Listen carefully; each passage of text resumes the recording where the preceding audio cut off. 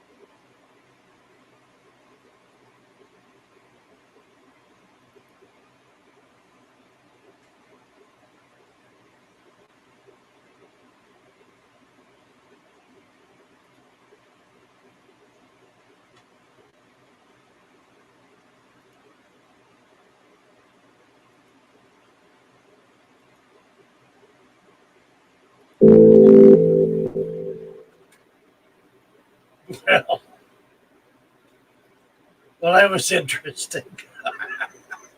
We got the sound on. Well, that was interesting at the very end. Uh, if I were techie, I could do this. Good morning, all.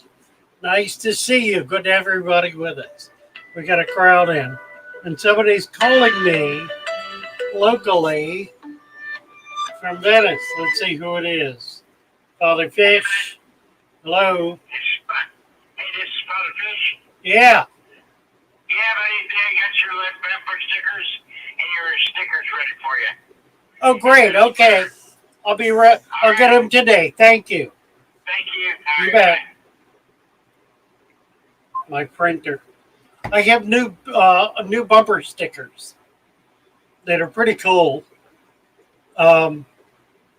They say Father Fish, an old timer,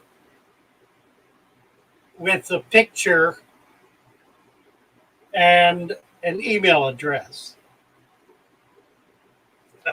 I've got to shop anymore, so anyway, they'll be going out. So I got to get them picked up, and they go out with every order.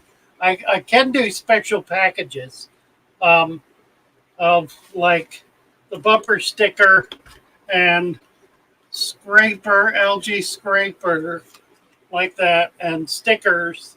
I can do that as a letter. If you want to send me your address and $5 to PayPal, I'll send you the new sticker. This is the old sticker. Maybe I'll do one of each because I got to get rid of these now, and the other stuff. So if you're interested and would like that, that'll cover the cost of shipping, and we'll donate the balance. Good morning, Joshua Miller. Voluntarism is the answer. Buenos dias to you too.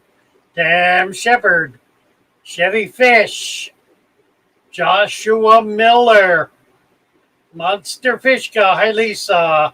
Patrick Murphy, Marky0306. Who else is here? Herb Diversity, Brad Hobbies, James Handy. Mermaid's Chorus. Hello, hello. David Skithick. Yes, there is silence. Well, there was. There is not now, I assume. I don't know how the sound gets turned off. I don't understand that. Herp Diversity loves the new intro. It's an old intro. It's one we haven't used forever. Aquatic Conquest made it last fall. We haven't used it because we've been doing other things. And Aquatic Conquest has kind of dropped off the map altogether. Just hoping he's all right. We haven't heard from him since the day after the national U.S. election, about which he was irate and just concerned that that may be why we're not hearing from him. T-Bone. Hello, T-Bone. Greg's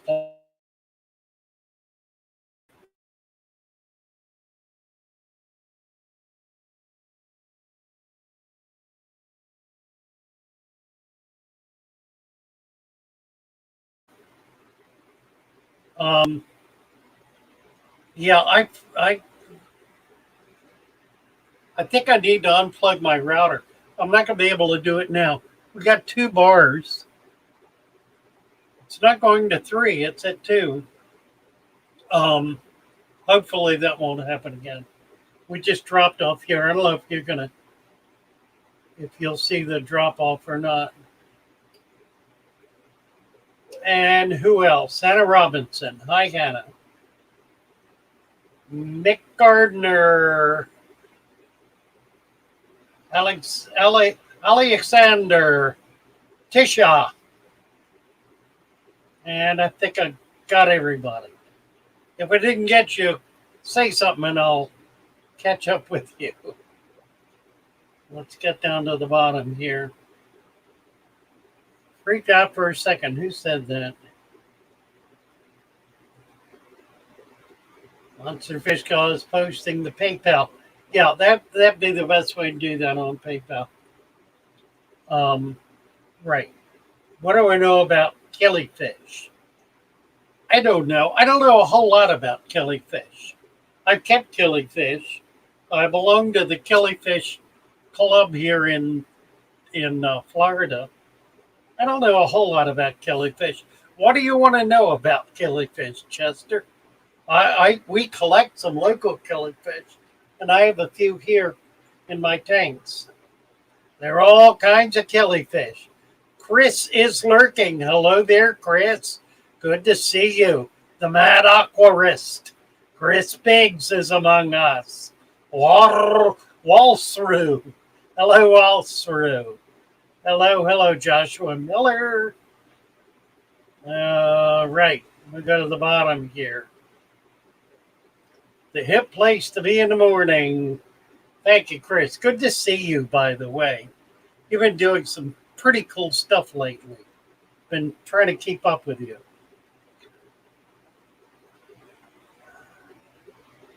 By the way, I'm going to be on Peck Tech next Tuesday at 5 or 5:30. 5, I guess, maybe 5:30 with Peck Tech on Tuesday. That's the 11th. That should be fun. See if I can get to the bottom here. They're very pretty. How do you get them to breed? You put a male and a female together and you create the environment that they like to live in and they will breed. Mainly it's a matter of just feeding them up. You know, getting the female egged up. Once she's egged up, they breed routinely, like daily. It's pretty straightforward, actually. Chester, you're in Canada. All right. We're going to turn you blue, Chester. Everybody gets to be blue on Father Fish's stream. Unless you're a bad guy, and then you get to get kicked off. Naresh, good morning, Naresh. Chester Gold, where the Tundra? Yeah, where? Yeah, Chris Chester Chris is in up in the wilds of Canada.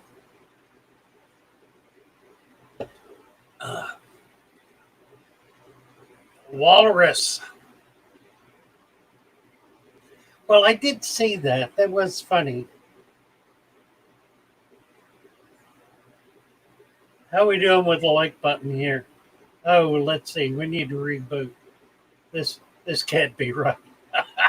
53 watching and 10 likes. Let's get it rebooted and see where we're at now.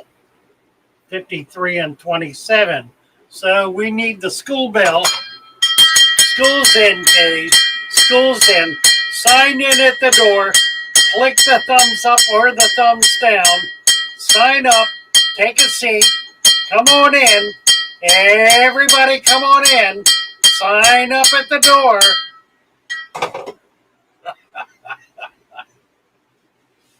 Oh, glory. Who else is here? Love you all. Mary Page. Hi, Mary Page. Delighted to see you. Was watching the yours and Cassie B's vid from 2 days ago. And sorry I missed it. Didn't pop up on my screen, so I didn't know you were live. But I did watch it. It was fun. Nice job. Good to see Cassie smiling and happy. Grumpy Grass Galore Guy. Heidi Ho. Ron Dupre. Hey, Ron. New York is in the house. Hello, hello.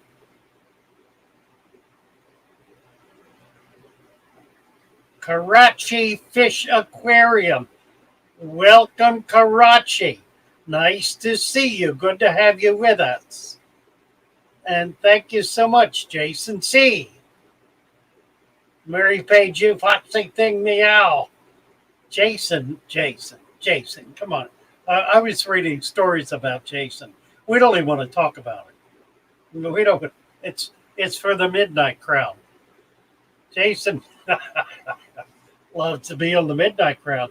Father, were you aware of the situation pertaining to killifish that happened a week or so ago? Chris asks.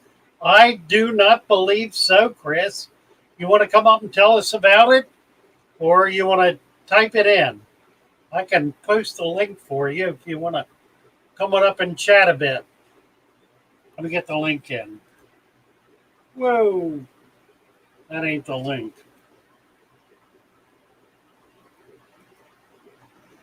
Killifish. Can do. Okay, here we go. Chris did a video about it. No, I did not. I have not seen that. Come on up, Chris. We'll talk about it. That'd be fun. We're Dunlap.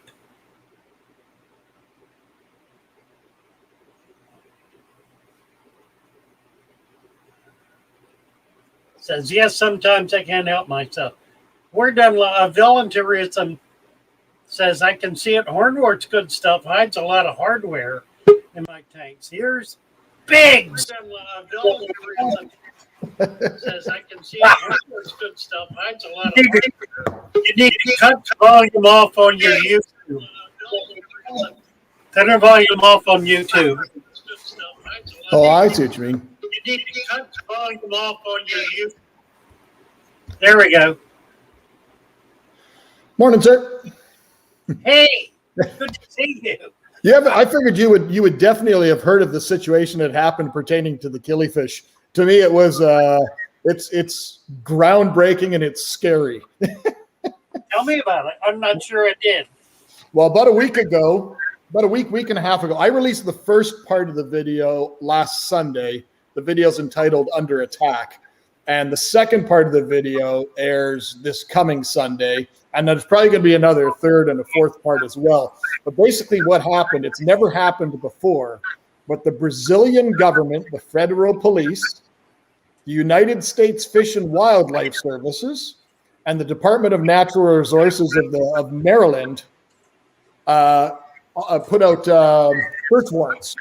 And they raided homes They raided one particular home in Maryland of a very, very well-known killifish keeper, and like 20 vehicles, 20 black vehicles pulled up in front, fully armed, and all of them stormed the house to look at his fish room. Mercy. It's kind of hard to imagine, right? I heard something about Brazil, but I didn't go further than that. Well, My God. It was very specific to Brazil, and it was actually very specific to targeting certain Brazilian things. But the letters from like the embassy of Brazil, the U.S. embassy in Brazil, and some of the articles that were available on it, it reads really, really strongly. Like they're basically, the wording on this reads like they're treating this almost like this is mob activity. My God. But they'll make, and it's going not just in the U.S., it's also going into Europe as well. And they're going to make continued efforts to dismantle the organized criminal underground network trafficking in these species and to prosecute violators of the wildlife laws in their jurisdictions. It's really crazy. But the thing that everybody's got to take into account is it sounds kind of laughable, but I've interviewed now about 5 really well-known killifish keepers in the U.S., and all of them are very, very vocal and want to talk about it. But they definitely do not want their name associated, and they definitely do not want to do it on video. They've gone completely underground. Wow. But realistically, you've owned a store, so you know about this. If when you order fish from Brazil or anywhere, any other country other than the U.S., you have to take care of all the legal aspects of paperwork to import the thing. Yeah. You may need a import permit to run your business. But killifish, and I'm honestly, I'm even going to go on video and say I was guilty of it too back in the day when I was a hardcore killie guy, because we would mail eggs, live eggs, anywhere in the world. Right? We would do it all the time. I've had eggs come from Vietnam and Russia, and absolutely. Yep. I've even done the same with rainbow fish eggs directly from the president of ANGFA, the Australian New Guinea Fish Association, directly out of Australia to get Australian rainbows in it, because you can't export fish. There was no problem exporting the eggs, but nobody ever declares these eggs. There's no customs paperwork. It's just like brown boxing it in a letter in the mail, right? Right. So theoretically, we're breaking laws. And then in the States, you guys also have, which we don't have in Canada, you guys also have the Lacey Act. That's right. And the Lacey Act, in the I think it was in the early 80s, they changed the Lacey Act, a lot of different things within the Lacey Act, any individual violations, instead of being misdemeanors, now they're considered federal offenses. So if you sell a killifish in your state that may be theoretically protected, but you legally imported it and you legally sold it at your store, if somebody came from another state and bought that fish and theoretically took it home and crossed a state border, they could be breaking the law. Now this would include the entire species. So any fish that are bred in captivity would be included. Yeah, that's the big problem with the Lacey Act. Is the Lacey Act controls fish that are critically endangered. So any fish that appear on CITES, and not just fish, any animals. Like at your store, did you carry other animals besides fish? Oh yeah, I did. I did reptiles and birds. Yeah. Okay. So you'd know this then, the Goliath bird eater, the salmon pink bird eater, those tarantulas that have been in the pet trade forever. Yep. They've never legally been exported out of Brazil. So every single one of them that is in the pet trade globally is theoretically illegal. Oh. I thought you'd know about that. To me, it was just such a shocking thing. I've isolated myself, I guess. This is the stuff that I love. When this stuff comes across my mailbox, I just absolutely love this stuff. And I had an ichthyological friend that sent me this thing, and I just went with it. Biggs, I need to send you a mug. You don't have a mug, do you? I don't drink coffee. Well, you can put tea in it. How about wait till I come down to Florida? Wait till I come down to Florida. The world's going to stop shitting the bed soon, I hope, and then I can come to Florida and we can meet up. That'd be nice, really. Shipping anything into Canada? Like, do you sell shirts? Do you sell T-shirts for Father Fish? There are some up on Teespring. I'm trying to get it with a picture. Oh. I haven't been able to do that yet. I got to do that. Whenever I sell a T-shirt, or even if I order a sample for myself, you can only order one at a time on samples. You have to pay shipping every time. Shipping's as much to ship from the U.S. to Canada. Shipping is the same as buying the item. So a T-shirt, me buying a sample T-shirt at cost will cost me more than if somebody buys it at retail and ships it anywhere in the States. It's incredible. I pay $28 to ship a T-shirt. So I understand when people don't have my shirt. I just got an order in with French Shrimp Direct. It was a $150 order. The shipping was $110. That's why, to me, it makes no sense for me to go and print it on my own. I did that with aquarium societies. You're always going to be wrong. You're never going to order enough of this size or that size, or you're going to have the wrong color, and they won't like that color, and like, oh. Right. Mugs I can do. Shirts I'm not going to do. I got to hear about my new bumper sticker. Yep. A brand new one. Says Father Fish, an old timer. My fish, I would never put any bumper stickers because I live on a gravel road. Our vehicles are perpetually the color of a beach, like the sand and the rocks and stuff just coat everything. We don't even wash the vehicles anymore. We've lived here too long. I put it on my tractor. How long have you been up there? 6 years. Well, up in Canada? Yeah. Or like just here where I live now. You were born in Canada, weren't you? Yeah. Yeah, right. Yeah. I lived in cities my whole life until about 6 years ago. And then my wife decided one day that we needed to own 5 chickens. It was a very specific number. Exactly 5 chickens. So we basically sold my house that was almost paid for, left the comfort of my whole fish room, which was 3,800 gallons, fully automated, my 750-gallon tank. Everything was fully automated. And we left all that and came out here to the country. And now we got pigs and cows, and we've had goats, and we've got birds everywhere. It's just crazy. But it's a wonderful, wonderful life. That's I've lived on a farm. I had a farm on the eastern shore of Maryland. It was wonderful. And I kind of grew up on a farm. Yep. My grandfather was a farmer. We knew nothing, and we still know nothing about farming. Really? That's what makes it fun. Well, it is fun, isn't it? Because you learn as you go. I learned that I can't ride a cow or a bull. They won't let you. I learned all these things. That's true. Glory. Well, let's get back to your show, my friend. I'll continue working in the background. It was something that was so unique, and one of your people asked about killifish. I thought that's what they were going to talk about. I'm sure that's where that question came from. We're going to see where it's going to go, but it starts with killifish. But we got to because the second part of the video, I actually interviewed a Brazilian scientist, and it's not killifish that we're targeting specifically. It's just that was the first one that was the focus that made it into the news. We got to be real as an aquarist. We got to be really responsible, and we got to know the rules and the laws wherever we go. Even if we're in the U.S., we don't collect them. Brazil has been tight for some years. They just loosened up a little bit, but sounds like they're bringing the clamp down again harder than before. I don't think it's in the interview that I had with the Brazilian scientists. What the big change is they went from a white list, and the white list was, and you'd know this, Brazil's had this list in place for I'm going to say about a decade and a half. Yeah, right. And that list was basically species that were allowed legal export. And if it if it wasn't scientifically described, it could not be exported. There was just all these rules, and it was some of it was kind of crazy because in the late 80s, early 90s, you'd remember this. It was the heyday for some of the fish that were coming out of Brazil. That's when they opened up the the Tonkatins region. That's when all those weird loricariids and plecos came out, all the weird different cichlids, the pikes and the geophagines and stuff. It was just an absolute treasure trove of new species. Oh, yeah. Well, 90% of those fish have never been described even yet. So those fish are not coming out yet. And now they've made the change, made a change about 3 years ago, 2018. They made a change to what they call a red list. And the red list is basically species that are not allowed for export.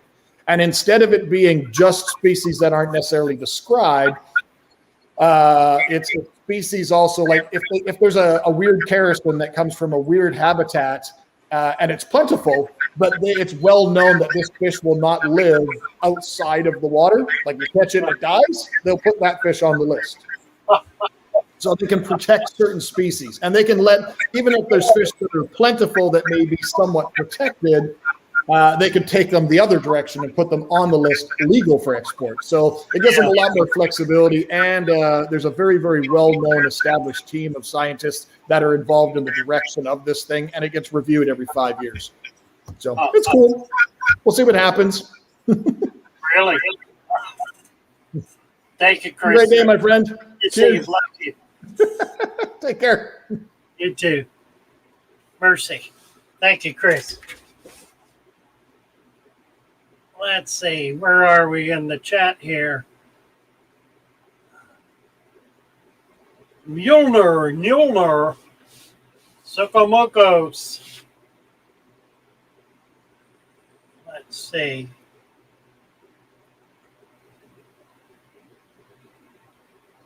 Is a cowboy somebody who rides a cow? On occasion. Thank you, Biggs.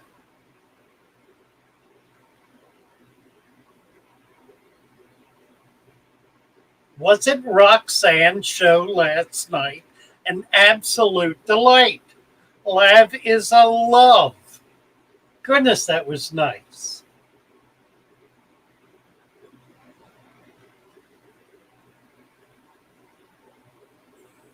Keurig is a waste of money for hardcore coffee drinkers. Well, yeah, I got to agree with that. Handing out fish tickets, right? Chester, have mono argentius and a 55 still juvies. Wondering how big they should be. Mercy. I don't think you need to get well mono argentius. You could go to brackish. How big are they? Still juvies. But do it slowly and gradually over a period of 6 months or so at least. And they get pretty good size. They'll get dinner plate size.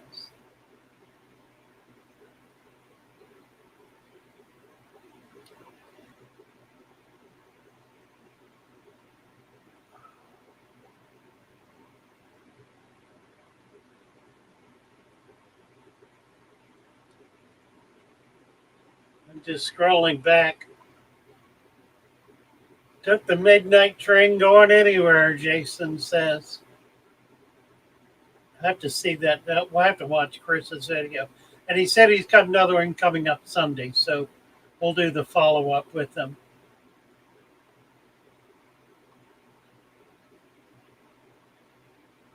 Fishing tactics. Coffee kept me steaming ship. Where are the fish tanks? Cubby grass galore. Where are the fish tanks? Oh, no. Let's see. Well, they're killing fish from all over the world.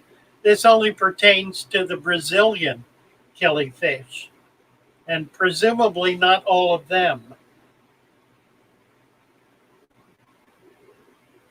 Mary Page had a blast. Congrats to Lori Monster Fish Golf for winning the giveaway. That was fun. Yeah, it was really sweet, Mary Page. Really, really was. Thoroughly enjoyed it.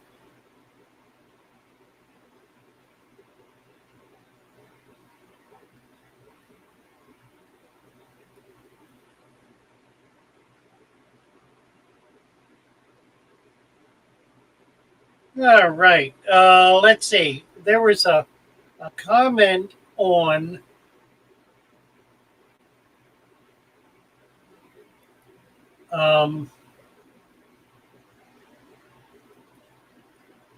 Discord. Stephen was talking about an issue that came up yesterday in the stream about burying dead fish. He said anything bigger than 10 gallons or smaller than 3 inches, I let stay in the tank and decompose.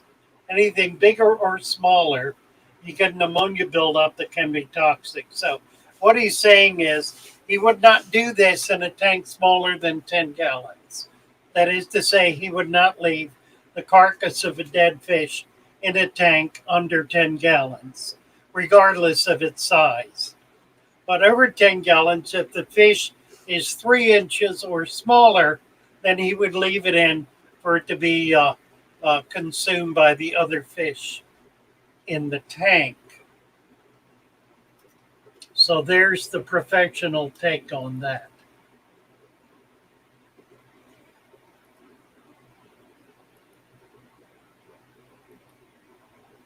Well, what did I do? Oh, here we go. Rocco's Fish Room. Hello, Rocco. Yeah, Chris is just suggesting no real change other than we have to be cautious about how we go about acquiring killies, do it legally. The difficulty, of course, is exactly what he described. Members of the various killifish clubs and associations have for decades, 50 years and more, been shipping eggs all over the world, literally all over the world, in the regular mail. If they're put in a sealed container, they last indefinitely and are able to be hatched out regardless how long they've been in that container, virtually. And it's been a means whereby people have been able to trade fish and increase their collection and do research in various species for years and years and years. I mean, this has been going on since I was a child. I'm aware of it going on back in the 50s, 75 years ago, 70 years ago. So all of a sudden, for it to become a problem, throws that whole segment of the hobby into a cocked hat.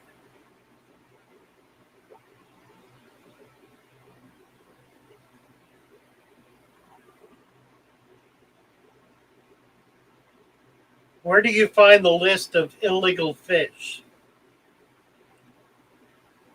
Well, you don't. You can look on CITES, CITES. There are fish listed on CITES if you look under the appropriate category, and you can find that. It's not necessarily an updated list, and it's not necessarily a list that includes animals from every country. This particular issue is has to do with Brazil, so you can check Brazil. I don't know how helpful that's going to be. Brazil has been problematic for some years now. They restricted, in fact, they banned the export of a number of fish a few years ago. They're mostly plecostomus. And of course, what was happening is the collectors were running them upriver into Peru and shipping them out of Peru. So it was problematic even then. That's opened up a little bit. They also have controlled the number of items that can be exported. So they put a bounty on how many species of a given fish, how many individuals of a given species could be exported.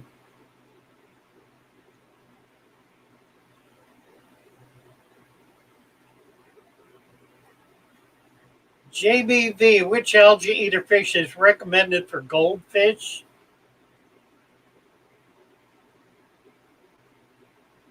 Monier, I don't know what he means by that. Used to suck on goldfish, had to give them away. Autosynclus might get eaten. Well, Ancestress get on well with goldfish. Anybody have any particular clues about which algae eater is good with goldfish?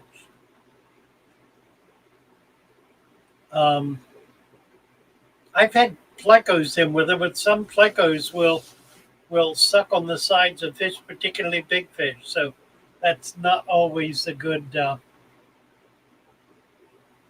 choice. It's only illegal if you get caught, New England Angler says.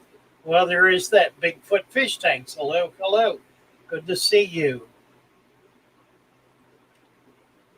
3G. Hi, 3G. Why not Wyoming?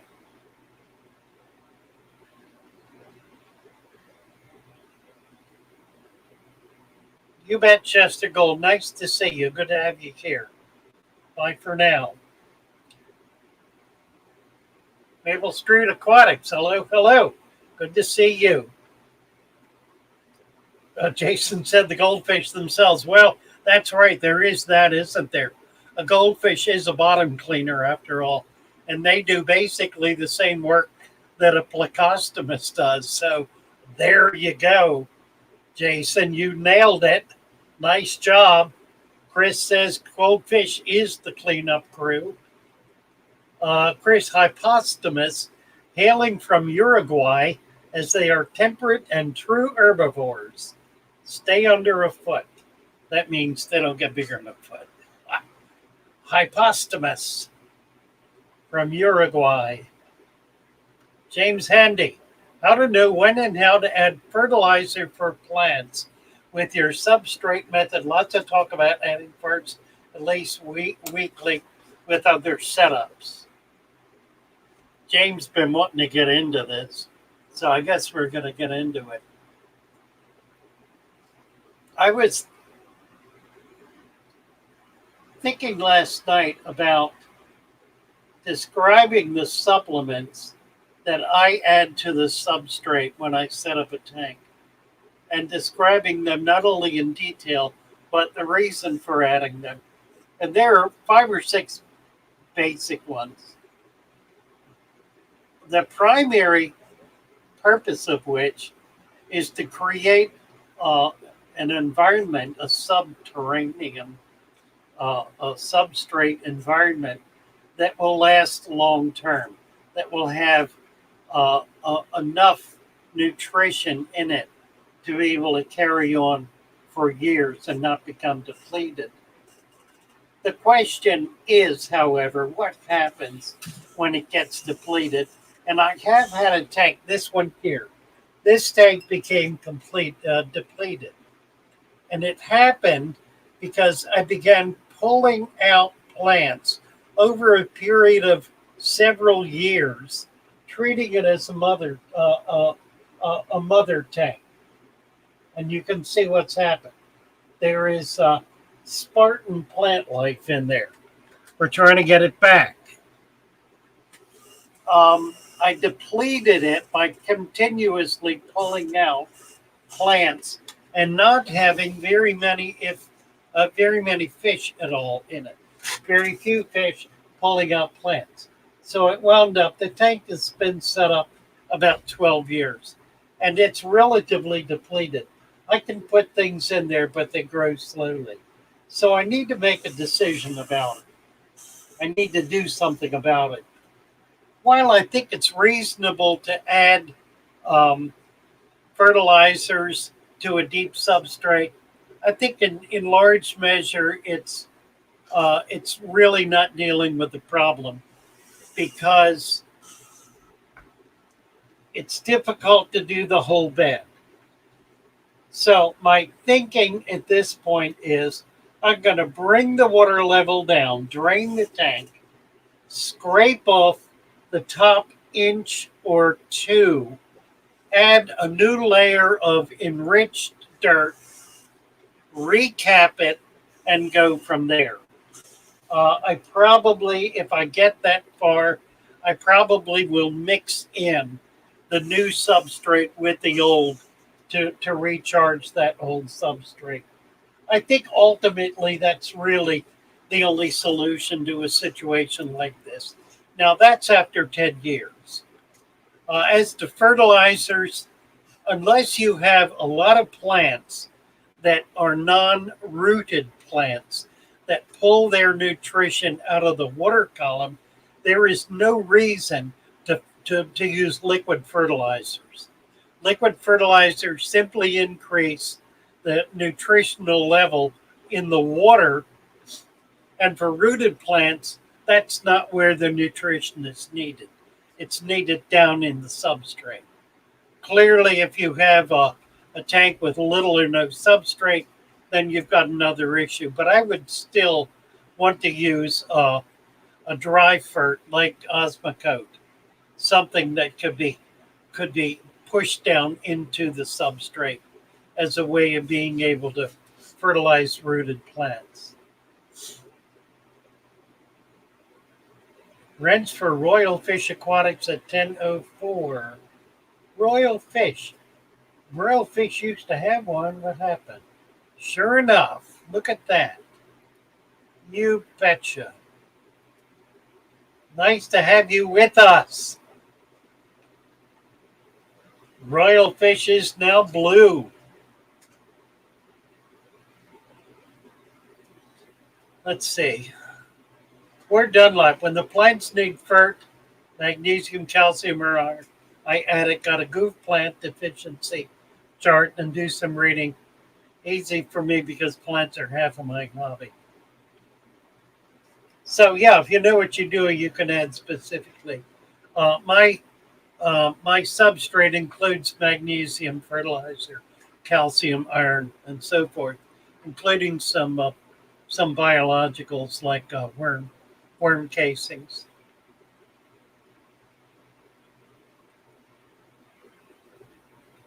Danny Ken, good morning, Kenny. Nice to see you.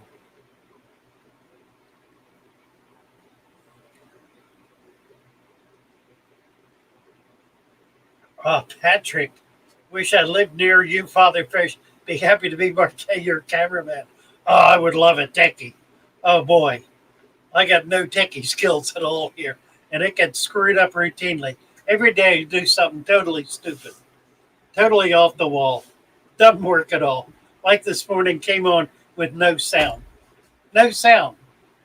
And I checked my mic before I came up, and it was working, or I thought I did. Maybe I didn't. I don't know. Anyway, so root tabs for swords and liquid for rootlets. Yeah, kind of.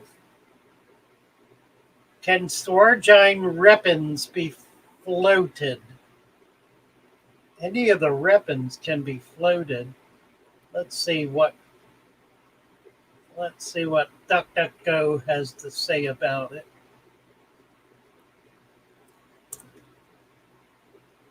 All right.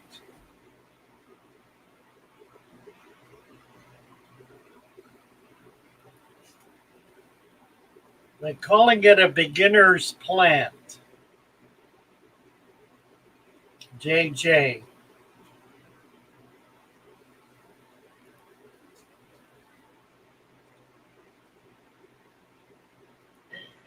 So it basically, when I first planted it, when I cut it up from a tissue cultured, it was like kind of like just a single stem like this right here, and I just kind of plopped one, and just kind of went.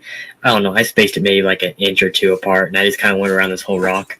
And the way I like to grow repens is I make this like bush effect you can kind of see, and that's not everybody does that. I don't know if anybody does that.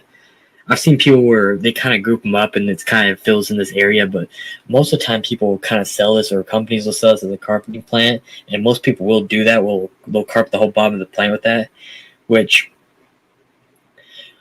in my opinion, I think it depends what you're doing. It looks fine like that, but it totally depends on the scape. If you want to use this as a carpet plant, it's kind of my personal preference. I don't like it like that. I kind of just like to make it I use it as a mid-ground plant, and I think it really looks good like that, especially if you do kind of what I do and kind of like, surround rocks with it, or, if you're trying to hide something. Like I like to hide the bottom of the stem plants with it, because I don't like to look at the bottom. I just kind of like to see, the part that actually looks good. So, and like right here, same thing. I plant them in the front, but so like I was saying, when it comes to planting, if you get tissue culture, you just slice it up into how many stems you want. It don't matter. I mean, obviously, try to get some pretty good chunks so you have some good roots on there, and, plop them down. I would say plant them pretty deep. I usually go about halfway, and it'll all grow back. Like these, these have been planted for a month, and I actually buried these like almost like all the way because they just weren't staying in. And finally, after a month, you can see they're actually coming up now, and they're about maybe that one over there's probably like a half-inch tall, and that one's pushing an inch, so they're getting some growth now. But in probably another month, they'll start actually bushing up like these ones. It's just it took a while for those to come up, but without CO2, it does take a little while to grow, just like any plant would. Aquariums. And we need to subscribe. I don't know. I think I finally was getting a good bush in about like 2 months. Like I probably had this whole thing in about 2-3 months. I'm not exactly sure. I have to go back. But it really don't take that long, honestly, because time goes by. Aren't you glad you asked?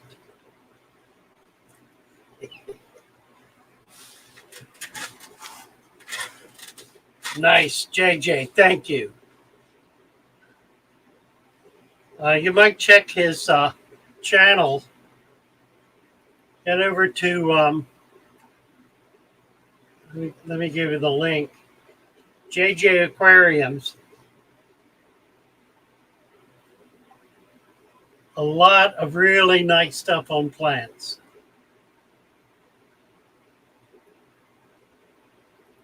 We'll do a thumbs up on that. That video was put out January last year. It's got 15,000 views. Really nice piece of work.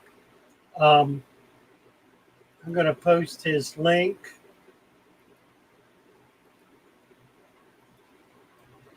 So you can get over and get on JJ's channel. Let him know Father Fish sent you.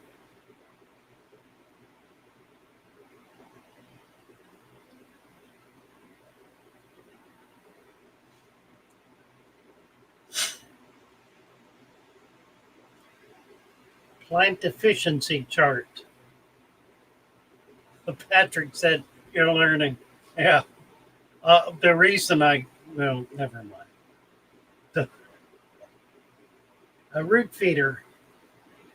It's a root feeder. A lot of rooted plants, however, will do quite well as floaters. I've got tanks full of them. There are plenty that won't, but the stem plants, by and large, stem plants, like repens, will do fine as floaters. They send out roots at all the nodules, and those roots are taking up nutrition. So you can grow stem plants floating, by and large. You can't grow rooted plants floating. I just got a group of cryptocoreans, the 3 different Wenties. That's a plant you cannot grow floating. The roots are just they're not gonna be able to work. Swords are another one. It won't work that way. But generally speaking, stem plants can be grown floating. Let's see. Chevy Fish has posted the IUCN Aquarium Fish Red List. And Sako, we're gonna give you a wrench for that. Welcome to the SHOAL. What else is going on here? Pearlweed's a good floater. Certainly is. Jungle Bell and octopus survive floating. I wouldn't do it though. I mean, they will, I guess, but it's a plant that does. It really wants to be planted. Howard Van Tassel. Sakamuka says, I try to float everything I can. Well, I guess if you get into deep substrate, you want to be able to plant. That's kind of the whole purpose of, or the joy of doing it. So I sort of have a prejudice about floating plants. I float a lot of plants, but they're all stem plants. Excuse me. Candy saying hello, Howard. Hello, Howard. Howard Van Tassel. You're very welcome, Sako. Water Wisteria love floating mode. Boy, doesn't it ever. Water Wisteria loves floating mode. Absolutely does. Water Sprite as well. Both of them. And Water Sprite will grow new plants from leaves. If you break a leaf off, it'll grow a new plant. Roots come from everywhere on the Water Sprite. Not so much on Water Wisteria. Water Wisteria maintains a single base, but If you break it up, it'll grow new roots and create a new base. Bacopa loves to float in your 75. That's a good example of a stem plant. Any of the stem plants will grow floated. Sako says I plant some and float some and see what happens.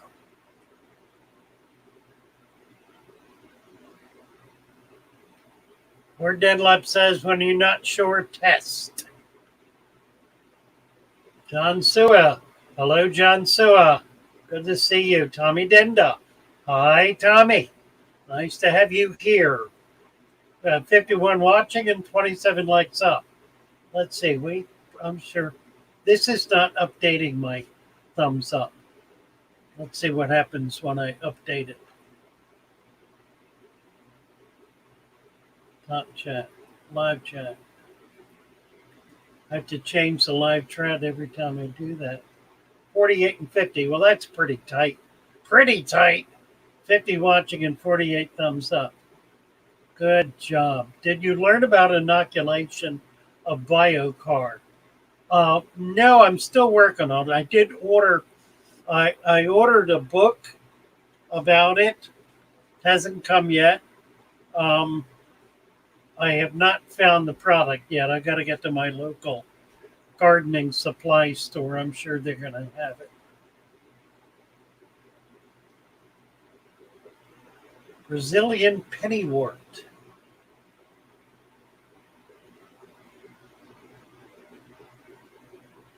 Chevy Fish is listing fish under CITES, including the L46 zebra.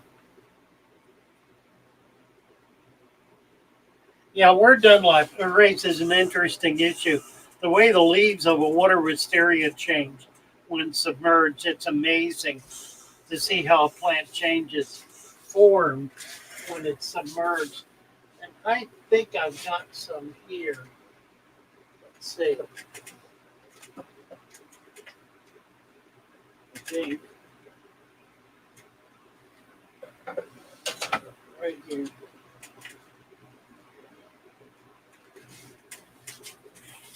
Okay, so that's a water wisteria emerged. Now, I don't know if I've got any growing. I guess I do, I think.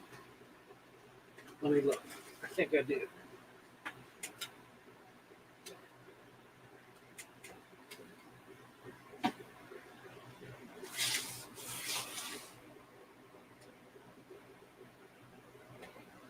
Submersed, emerged, immersed.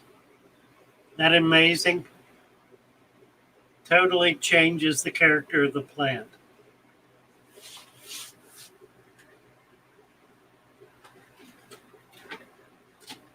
Don't hold me to that. That might have been water spray, but I think it's Wisteria.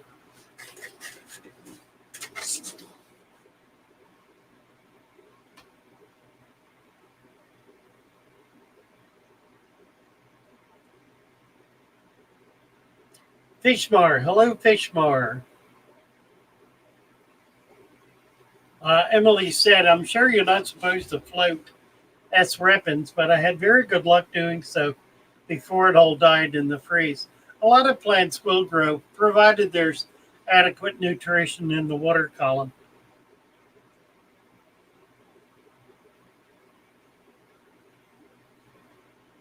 We're done. I said he thinks it's water. I think you may be right. Looks very similar, however.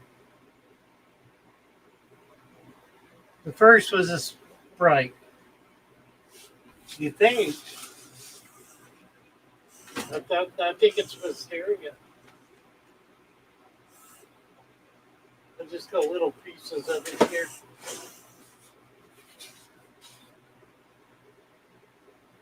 You think that's spread? I think it's Wisteria.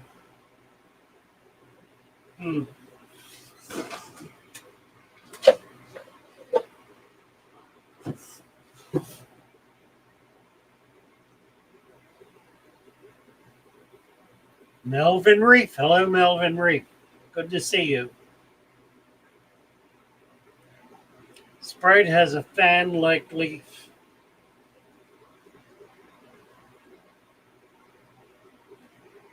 Bogus stem and octopus and muddy wort float well. Too fine to be wisteria, you think? Huh.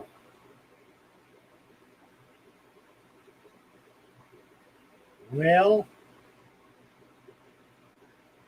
I ain't gonna disagree with you. What's the point?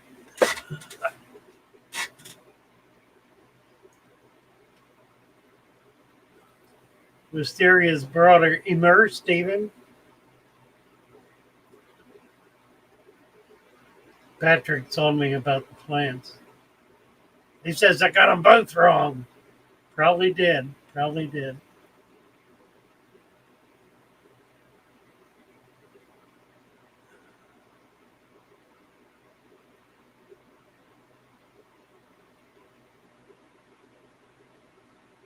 Jenny Lynn. Hello, Jenny Lynn.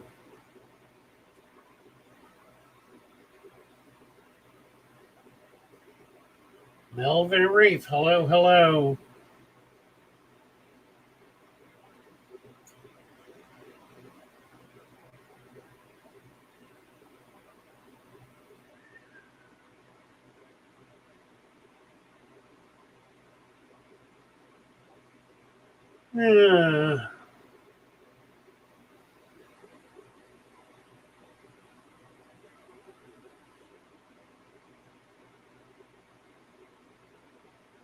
Talking about floating plants.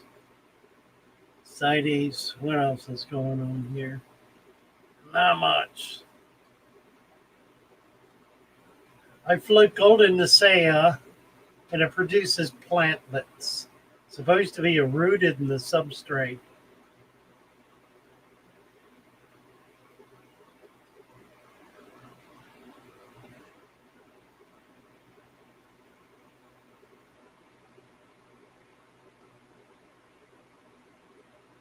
Patrick Murphy said the second one was Wisteria, but the first one was Sprite. I should have an immersed Wisteria. Oh, okay. I got it. I got it. Here. Here's a plant that's got the two leaves growing on it. Look at that. One immersed. Okay. There's Wisteria.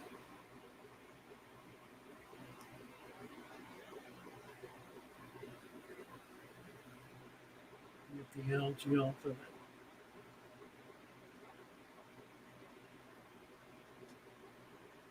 Can you see that? You happy now? There it is. Growing on the same, look at that. Growing on the same plant. The two different leaves. One has been sticking up out of the water and the other's been floating in the water. Is that remarkable or what?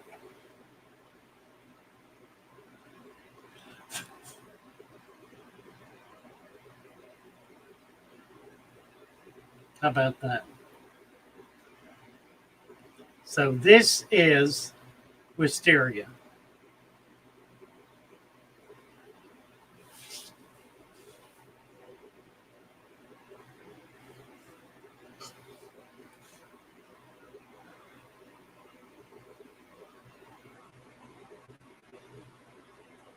Hi, Danny. Nice to see you. Danny Wish. Woke up early enough to catch the stream. Early some of it. Bravo. Good to see you, Danny. Word Deadlock, propagate your plants and save money. Absolutely. Detroit Shrimp and Aquatics. Hello, hello. Nice to see you here. Good to have you with us. Patrick, nailed it. Good. James Henny, what would be a good floating plant for a 10-gallon rearing tank, not duckweed? Well, there are lots of possibilities. I'll tell you what I really like.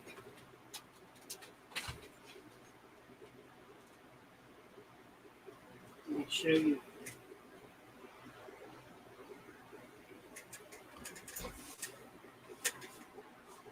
Getting water all over my counter here. This is Riccia. And Riccia grows, it's a floating plant, rootless. It will grow as a mat. And is a great plant, particularly for one that has baby fish, because it's got enough space in it for the babies to be able to wiggle around inside it. So it provides cover for babies. Riccia, Raccia. Great plant, love it.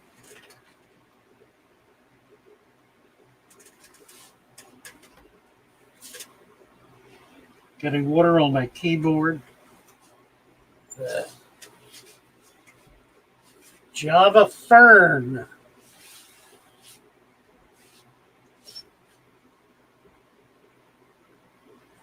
All right, where are we here now?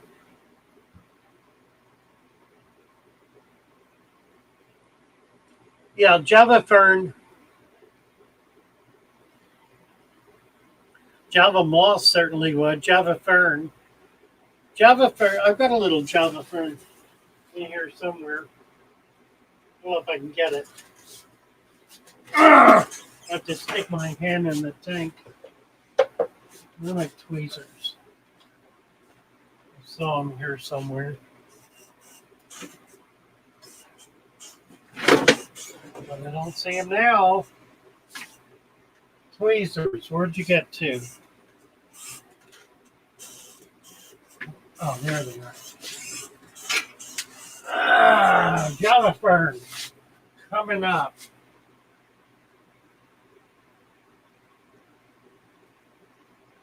It's not a nice one, but it's a Java Fern.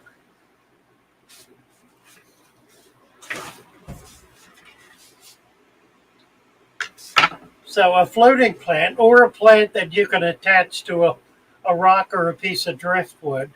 This is kind of a ratty piece.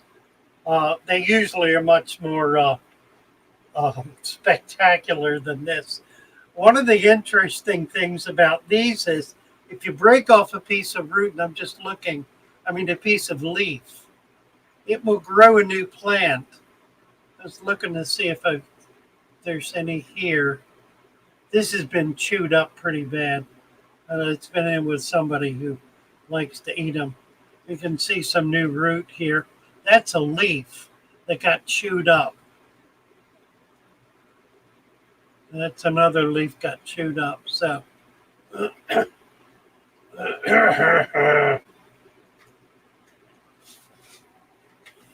Java Fern is a beautiful plant when it really gets going. That's a little piece that kind of got left over from the shop and brought in. You know what I ought to do is put it in the angel tank. I think it'll do better over here.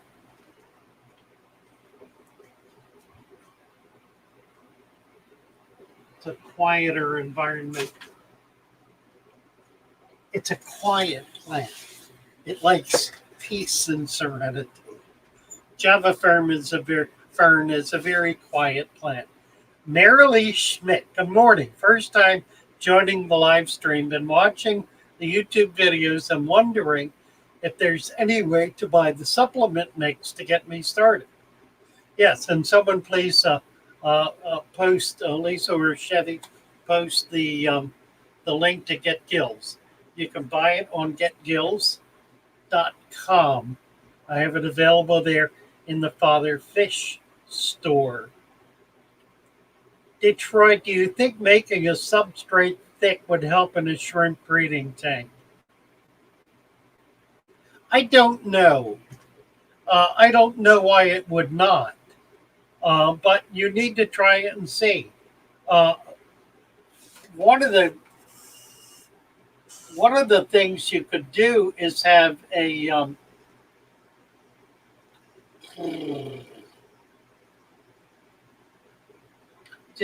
I'm thinking about the cap. And whether you want to do just dirt in a shrimp tank, there's not much turbidity.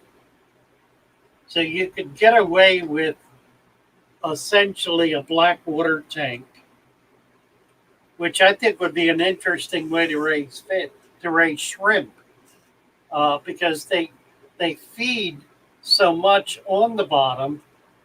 They're looking for algae and other little tiny plant and animal life that's living on the bottom. They would probably really love to get into the dirt. Why don't you set up a demo tank, like a little 10-gallon with just half an inch of dirt, just dirt, and see what the shrimp do with it. And you can kind of go from there. My hunch is it would create an environment that would be very beneficial, not just to the shrimp, but to the adults, but for the babies as well, because it'll provide a lot of cover and a lot of available nutrition for the baby shrimp. Haven't done it? Ought to try it. You be the man to do it. Detroit Shrimp. Let's see what you can come up with. I think that's an exciting idea. Aqua Hobby does some interesting videos on propagating Java Fern and Anubias, Patrick Murphy says. NW Aqua Hobby. You can post that link if you like, Patrick. Marilee Schmidt. Now it jumped down and I've lost. Oh, there it is. Okay. Right. Rohan. Will adding crushed snails cause an increase in calcium hardness or pH? How to separate the shell from the snail?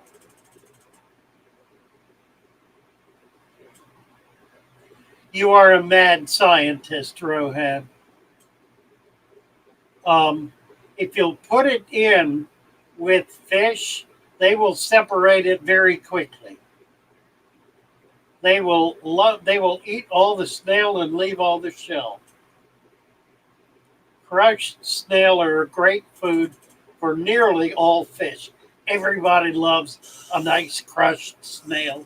Psst, don't let Roxy hear me say that. She'll be totally distraught. But it's true. Guacamole. Hey, Father Fish. Any recommendations of how to move travel with a deep substrate tank? Yeah, bring the level of the water down to within an inch. And then if you can carry it, carry it. If it's too big and heavy to carry, then you're in trouble. What you can do, however, if you have to do it, you can skim the sand, remove the dirt, try to keep them somewhat separate, put it back together, recap with another inch at least of sand, and refill. So 2 ways to do it. Number one, if you are able to move the tank with just the dirt in it, drop the water level down to an inch and carry it. If you are not, if it's too big a tank, then try to separate the sand from the dirt. Or if you can't, don't worry about it. Take out what you need, put it back in when you get back, recap it with sand. It'll work fine. You'll lose some aerobics, but you'll pick it right back up again. So it's not going to be a problem. You may need to cap with a little extra sand just to be sure you're keeping things down there. But by all means, cap with new sand. Cap with new sand. Don't try to get away with using just the old sand. For that matter, you can mix the old sand in with the substrate when you put it back in and then recap the whole thing with 2 inches of sand. Or don't put in quite so much if you don't want it that deep. Feed the puffers to remove snail, Chris says. There you go. You can feed to anything. Anything will love it. Chevy fish, even a totally brown Java fern leaf will sprout new babies if floated and left alone. Yes, absolutely. I just put the one I showed you in the angel tank where it's going to be left alone. It'll be able to float. Actually, it's sinking. It went to the bottom. We'll keep an eye on it. I think it'll do much better in that tank.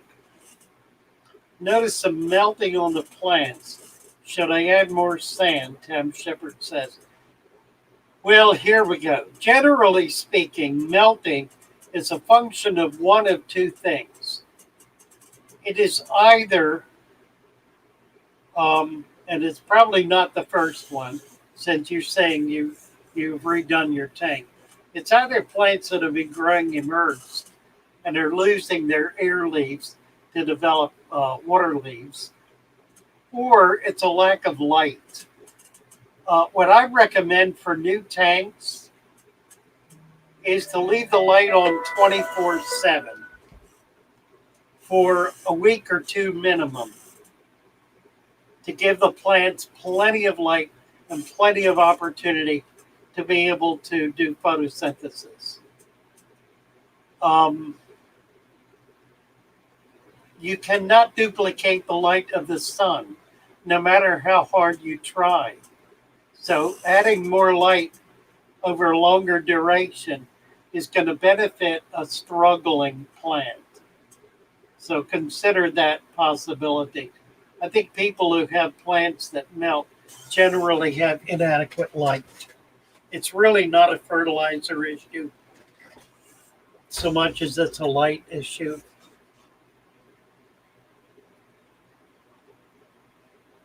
Merle Schmidt, great, thank you. Please say to my son, Desmond, hello, Desmond. Nice to see you and good to have you watching Father Fish Forum. Good to have you here. And you're going to help your mother with the tank. Fabulous. I'll tell you what, Desmond, we're going to turn your mother blue. Look at that. Your mother is now a moderator on the Father Fish channel.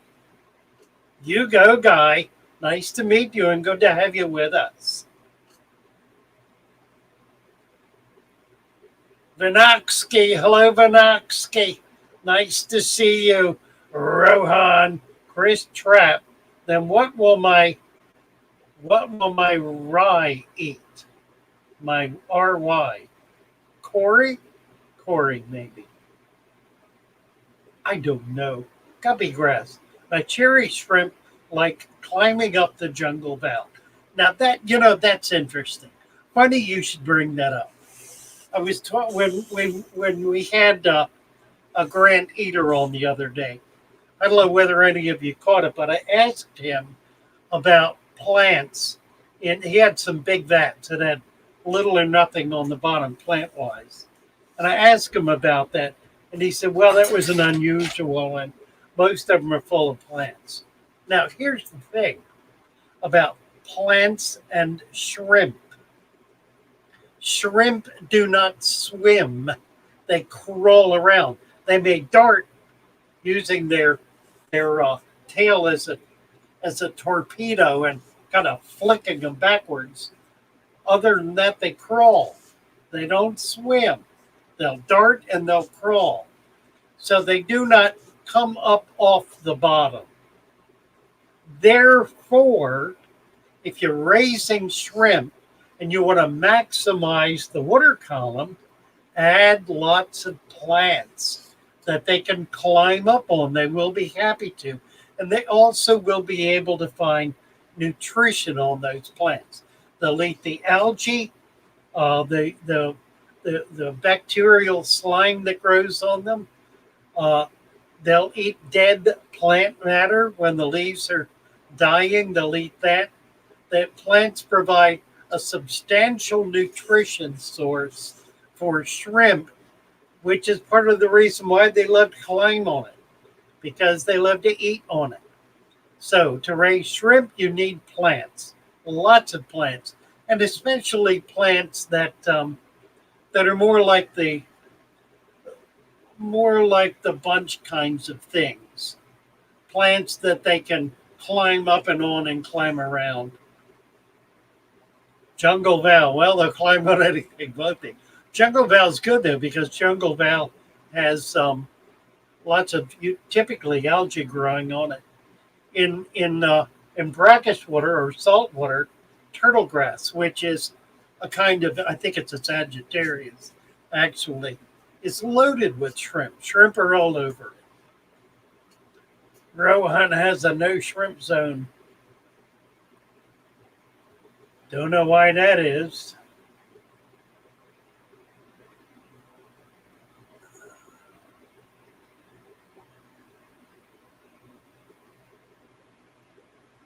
We jump down again.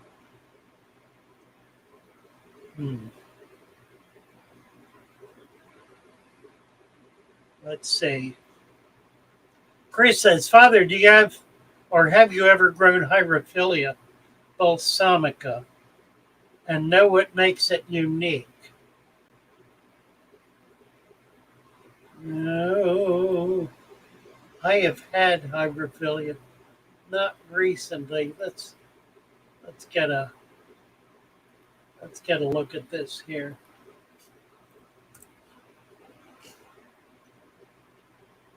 Balsamica of, let's see. It's a bog plant native to India and Sri Lanka. It's poisonous to fish and inverts if its immersed shoots are directly planted in the aquarium. Hyrophilia balsamica. A large, strong stem plant, finely feathered, light green leaves. Beautiful as a group planting in the middle of large tanks. Lots of light and CO2. Good supply of iron are recommended.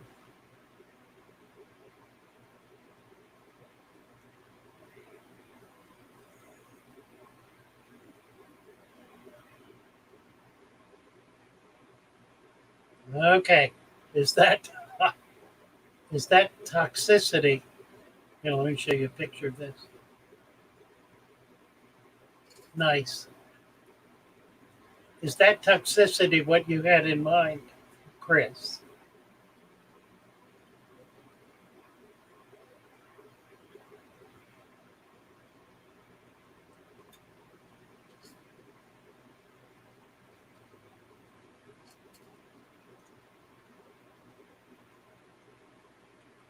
Anyways, calcium doesn't affect algae. Should definitely fertilize new tank if it lacks all nutrients.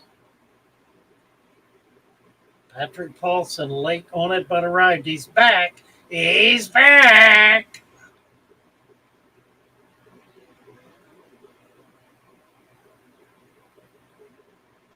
Chevy face melting is most often due to sudden changes in what plants are used to, and generally, even though the leaves melt, the roots are still intact and will typically continue to produce leaves.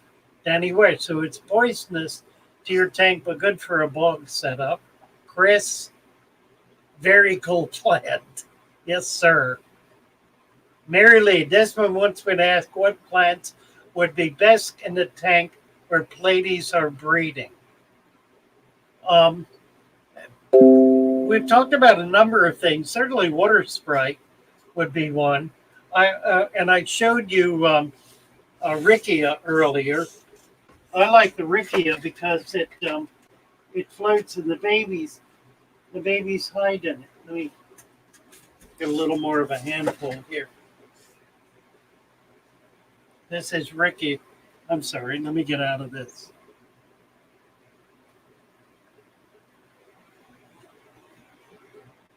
Rickia. Really, really nice plant. Floating plant. Kind of, it'll grow to some depth, to an inch or two. And I do have that available for sale if anybody wants a portion of it. So my Garofalo species are quite adept at cleaning water and oxygenation, I dare say.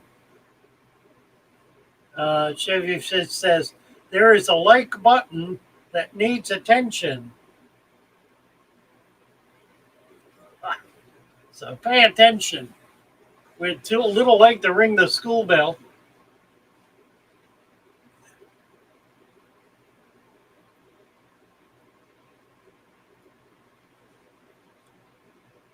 Grown immersed, it is poisonous. Grown in the tank, immersed, and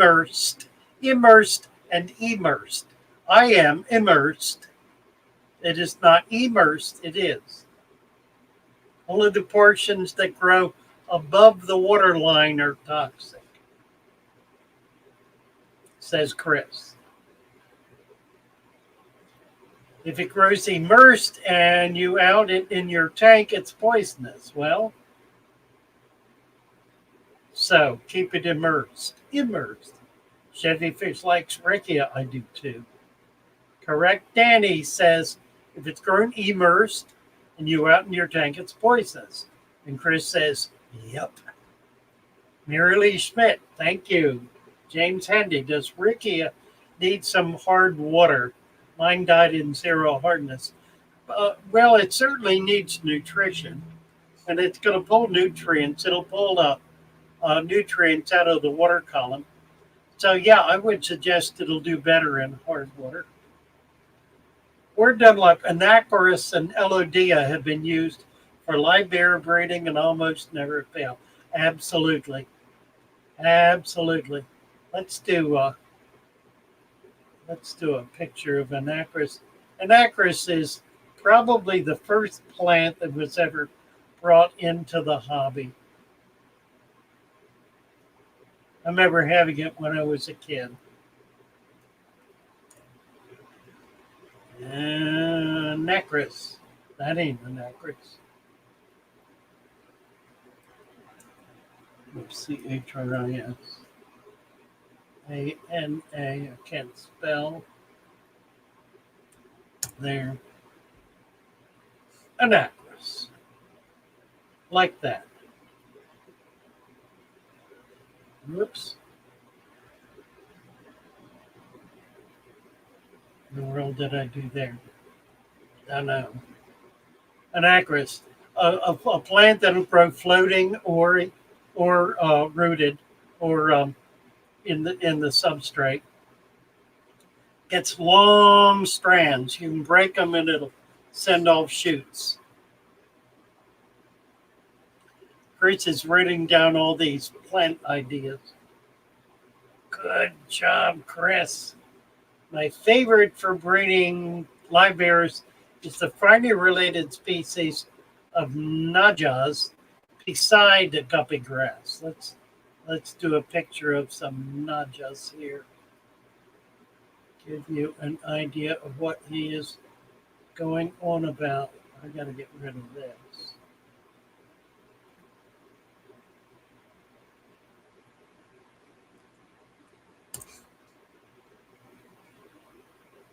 All right. Guadalupensis. Marina. That's funny. Graminia. Pretty plants. Nice plants. Guadalupensis is the most common right there. Graminia we did. What else? Najas. There's a better picture of Najas. There's the Guadalupensis with a penny. Oh, here's a pretty one. Roraima. Najas Roraima. Nice.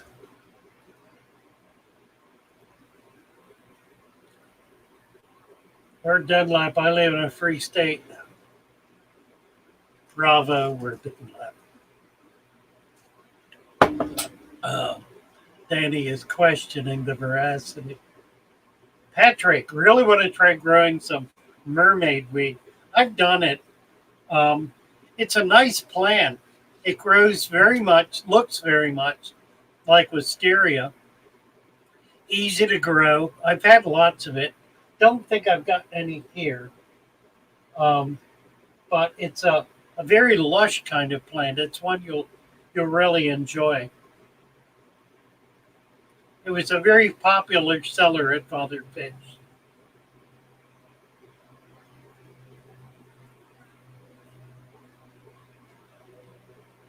Let's see.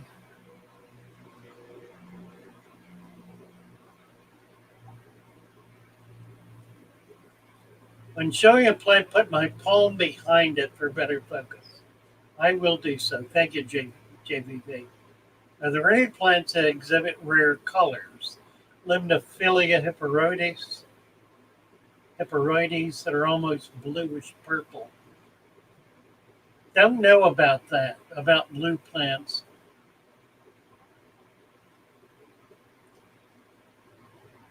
Danny says you get those with special highlighting. 1053.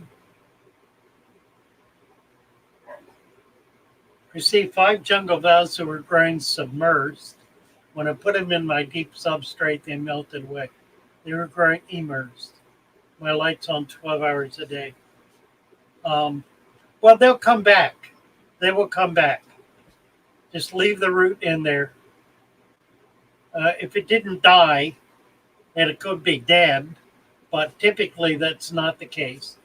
Typically, the leaves die, but the roots will continue to, the base will continue to produce new leaves. A couple of forms of Anacharis, and at least one has a low risk of being invasive. Talking about Anacharis being outlawed in some states. And Danny's making fun of him, saying, oh, you were talking about the plant. Oh, I didn't realize. Oh, right. White Anubias. Fancy lighting and CO2 needed or no? White Anubias. Well, you need decent light. Let's get a picture of an Anubias here. Great plants. I love Anubias. I don't think I have. I've got a few. That is pretty. Asiatic change. Nice. The Anubias generally will do well. I had a bunch. I think it's gone. Gotta have to get some more. I really like the Nana and the Nana Petite. That's an Anubias Nana Petite that's got some white leaves on it. Barterai. Great plants. They're plants that grow attached to hardscape.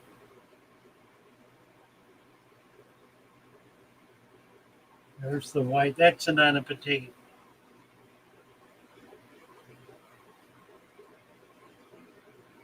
Let's see what else. There are big Anubias. Their leaves are they're Anubias that get quite large.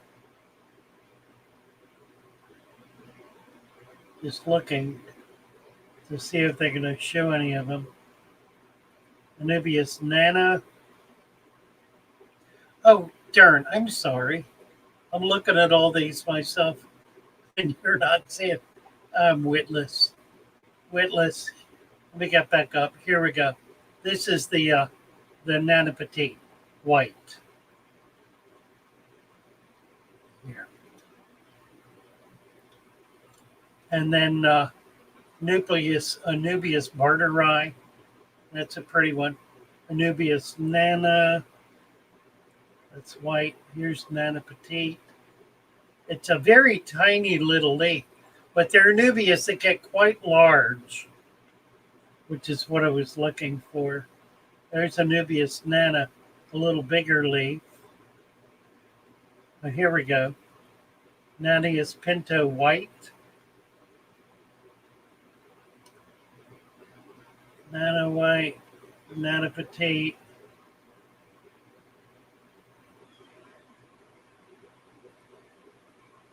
That's a white. There's a bigger Anubias. Nana Variegated. There's another one.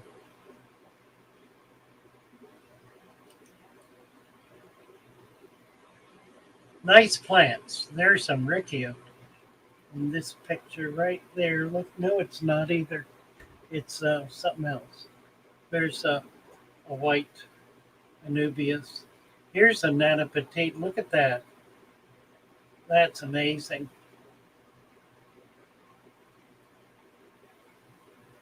All right.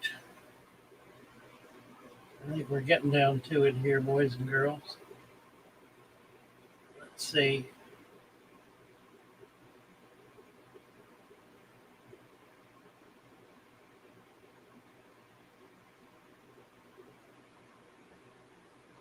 Yeah, we're done love saying you'd be surprised how many high-tech plants can be grown without high-tech. Try them, be patient. You can boost plants with high unnatural levels of CO2, but many do fine without it. They grow slower, that's all. In fact, in point of fact, they grow more naturally, which is the whole issue with fertilizers. Fertilizers cause unnatural growth, which means the plant is going to become spiky, leggy.